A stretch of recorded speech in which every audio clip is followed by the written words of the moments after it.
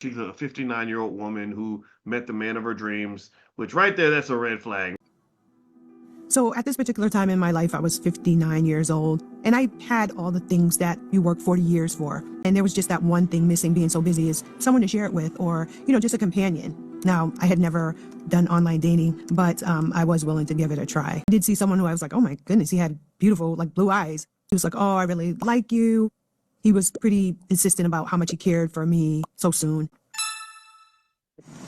He was in construction and he was on this super secret government job. And we talked at least 4 or 5 times a day. He went to great lengths to gain my trust and get my guard down. I started to think of this is someone who I could spend my life with. And that's how he also, planned it as we were planning this life together. And then came the talk of investment. That was when I first went and borrowed $40,000 for my 401k. Once the money leaves my bank account, you do a wire transfer to Bitcoin. And he says, we're going to use it for investment for our future. A week later, I did get this $100,000 check. And there was a person's name on it. I don't know if it's real. We're planning this life together. I want to make sure you got access to that platform we talked about.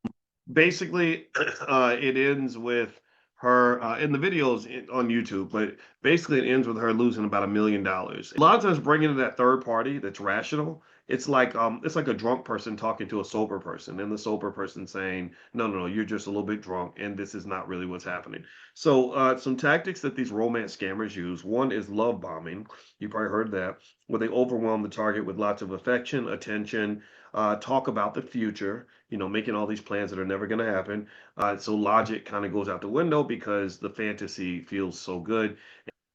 Before you invest, you must investigate. You got to take your time, and you can't even trust yourself. I mean, forget trusting other people. You can't even trust yourself. One is they recommend that you slow everything down on purpose. I'm really sorry that I'm sorry I can't help you right now. I need to go talk to this other person. I can't buy this Mercedes because I got to talk to my spouse.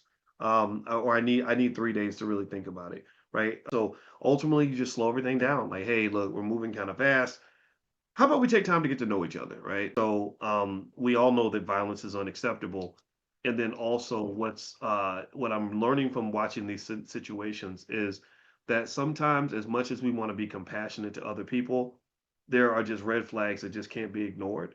And also, the more successful you are, the more vulnerable you might be to people seeking to manipulate you and to get something from you.